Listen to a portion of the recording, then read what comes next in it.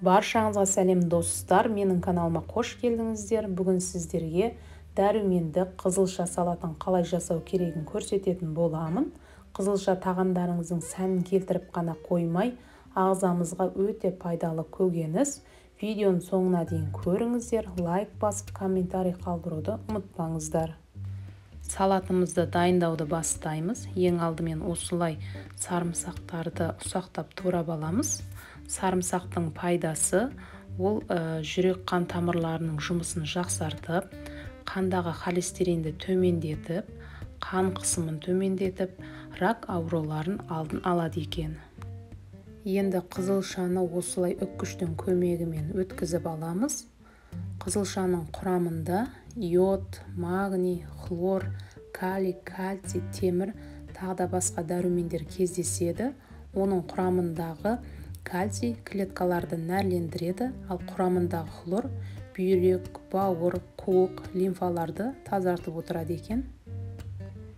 Үстіне грек жаңғағын саламыз. Грек жаңғағының да пайдасы өте көп. Оның құрамында А, Е, В, С, цинк, йод дәрумендерге өте бай болып келеді. Ол біздің зат алмасуымызды реттеп, мидың жұмысын жақсартып, терімізді ылғалдандырып отырады екен. Енді осы жерде біз кішкене шым-шым тұз қосып, 2 ас қасық қаймақ салып, барлығын жақсылап араластырып аламыз. Пайдалы салат болғандықтан мен бұл жерде майонез қолдануды жөн көрмедім. Міне осылай жақсылап араластырып аламыз. Біздің салатымыз үшін анар да қажет болады. Сіздерге кішігірім лайфхак болсын. Мүмкін біразыңыз білетін де боларсыздар.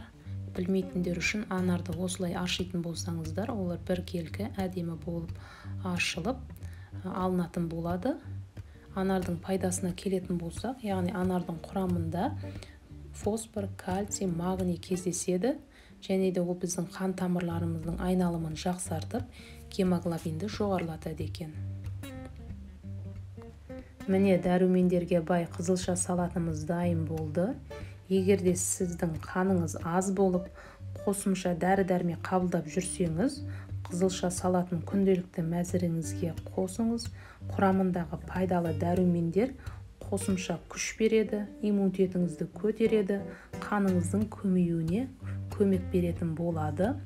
Міндетті түрде күнделікті ас мәзірлеріңізге қосыңыздар. Видеоның соңына дейін көрген болсаңыздар, лайк басып, комментарий жазып, менің каналыма тіркеле кетуді ұмытпаңыздар. Денсаулықтарыңыз мықты болсын, баршаңызға ас болсын.